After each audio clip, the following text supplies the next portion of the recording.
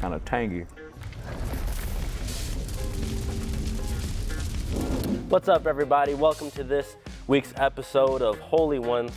Today we got the basketball savant, JT in the flesh. JT, how are you, man? I'm doing great, man. You doing great? You excited? You nervous? How are you feeling? Man, I'm kind of nervous, especially Nervous? with the wing sauce, but you know, Oh, I'm glad no. to be here. Well, let's jump right into the first wing. All right, let's see. Oh, that's good sauce. That's just like a hot barbecue, or like a honey hot. Oh yeah, that's solid.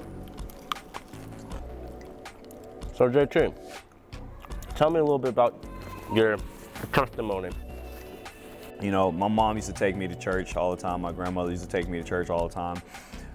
You know, we just Right. went to like the youth group and stuff, and you know, I thought it was just a fun place to go. And on Sundays, I hated it because I used to fall asleep during church. Don't fall asleep in church, especially you know when you have strict parents. You get whoopings when you get home. But over the time, I just kind of like got away from it. It took me all the way up until like my grandmother passing away. My grandmother passed away when I was around 21 years old. After she passed away, it really like she was like the rock in my family, and she practically raised me my entire life. And once she passed away, it just kind of sent me down like a dark path where I really wasn't thinking about church. Partied all the time and hung out with friends and drunk alcohol and things like that. I was in Alabama with one of my cousins, and they had like a worship night at their church, and he invited me to come, and so him and I went. And so the first night it was really good. They had an altar call.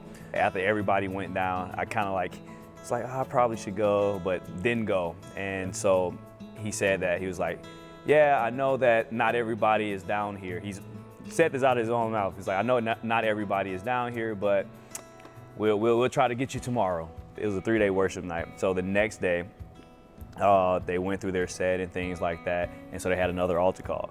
And you know, a lot of people went down. I still didn't go down. And at the end of it, he was like, we still missing somebody. And I promise you that we're gonna get you tomorrow. The next day, they were singing this song. It was called Healing Is Here. Like somehow, like the words of the song just kind of like connected with me, because I was in like, man, like a deep place, and I desperately needed that healing. It just made me think about my grandmother and what she would have wanted for me. And so they was playing that song, and then they made another altar call. And so I was the last person walked down. I was like, you know what, man, something is tugging at me. I need to find something like else. And I walked down, and out of all the people, it was probably about like 30, 40 people down there at the altar. And he was walking down, and I'm the only person that he stopped and said something to. And had his hand on my shoulder, and he whispered in my ear, we finally got you down.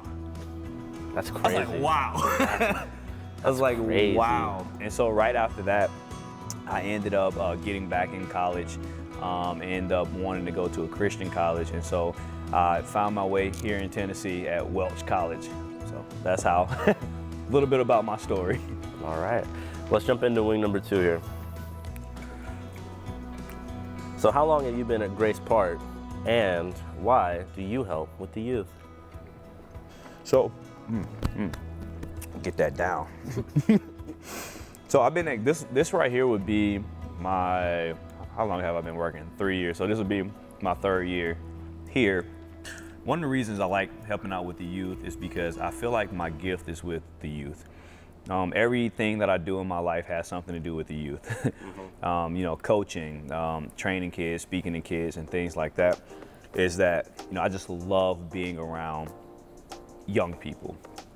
And I think that like somehow, like I figured, because before, when I graduated college, I wasn't a teacher, I wasn't a coach. I was working in the marketing field at a car dealership. And within like 6 months, I realized that that was something that I didn't want to do.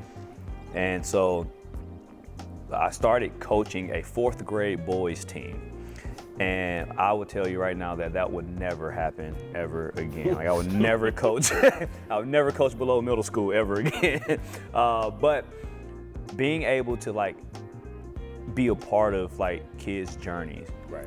and you know, trying to be an influence on them, and like even with coaching, like being able, you know, and I've played basketball my entire life and had opportunities to play professionally overseas and things like that. It just does something to me being able to see someone who started off in a certain spot, and then you've been able to watch their growth. Right. And you know, it's like a light turns on. Like, you know, even in the youth group, you're seeing a kid that may have been like, you know, struggling, trying to, you know, pray or afraid and timid, and then you're able to grow with them, and it's like, oh man, like wow, like this is so amazing to see how, you know, God is working through all these different avenues. And so that for me alone is like, you know, again, last year I had an opportunity to go play basketball in Croatia. And a part of me wanted to go because I just love the game that much. But also, it's like, well, you know, I've been doing this my entire life, and being able to just be a part of somebody else's journey, you know, even if it's just to plant a seed, and you might not see it, but even if you just be able to plant a seed right then and there, and you might not be able to see it until years later, but you still was a part of that journey, Right. And being able to help, like, you know, mentor or lead someone. And so that's why I do it, for the seed planting. That's right. Gotta do it for the kids. All right. It's kind of tangy. You still on your second one, or is that your third one? No, this is my second one. I was talking. Well, when you get a second, take a bite of that third one. Just see how that one does for you. I'm scared because that one right there was a little tangy. All right. How's that? Is that all right? Not bad, not bad. Ooh. I think that's just a straight buffalo. Ooh, man. So, my next question, twofold, right? Okay. What's your most embarrassing, either A, basketball moment, or B, teaching moment? Because you teach here at CCS, and so I'm sure our audience would just love to hear an embarrassing basketball or teaching moment. I'll let you pick which one. Well, I definitely have a embarrassing basketball moment. I was in the 8th grade, and I can remember that I was going up for a fast break layup, and this one kid, I thought I was wide open, this one kid came behind me and blocked the ball so hard that it hit me in my face, and I fell on the ground. And the worst part about that is that, like, I was so embarrassed, so I faked like I was hurt. So I pulled like a grabbed, soccer so, move? so I grabbed my knee, and so I just stayed on the ground. And the worst part about it is that, like, the most embarrassing part is that the coach knew I was faking. Because he didn't even run out on the floor. He was like, oh, get up, JT, you all right, stop that faking. And so I got up and then grabbed the wrong knee because I forgot which one I was holding.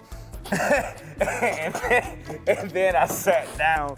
And so I was just like, oh man, I'm just so hurt. But really, I was like super embarrassed. And that first time out, you were like, I'm ready to go back. Well, it was towards the end of the game, luckily. Oh, It was towards the end of the game. But I also had an embarrassing soccer moment in college. I played on the defensive side, and I was the fastest player on the team. And so I used to talk a lot of trash because I was a pretty good defender, and I used to talk a lot of trash to players like, nah, you're not getting by me. You're not getting by me. Got to. Ran into one guy the entire game, was defending him great the entire game. I was sticking to the fundamentals. I wasn't stabbing at the ball or anything like that, just defending him straight up. He couldn't score. The moment I stabbed at the ball, it was like towards the end of the game, the moment I stabbed at the ball, tried to steal it from him, the next thing I know, he hit me with some move and I was on the ground, like on my butt, on the ground. And the first thing I did was, my girlfriend at the time was sitting in the stands. And I looked at her And I saw her walking, but she put her hand up over her head, like over her face like this, like she was embarrassed. And I was like, man, I literally just got my ankles broke for the first time like ever. I've never even got my ankle broke in basketball, but for the first time ever, and it's in front of a crowd of people, and the girl I'm supposed to be with covered her face because she was embarrassed for me. Bro, that's tough. That's tough. Oh my goodness. All right. Last swing. Are you ready? All right. Last swing. Let's see. I'm actually hoping that this one like tear me up.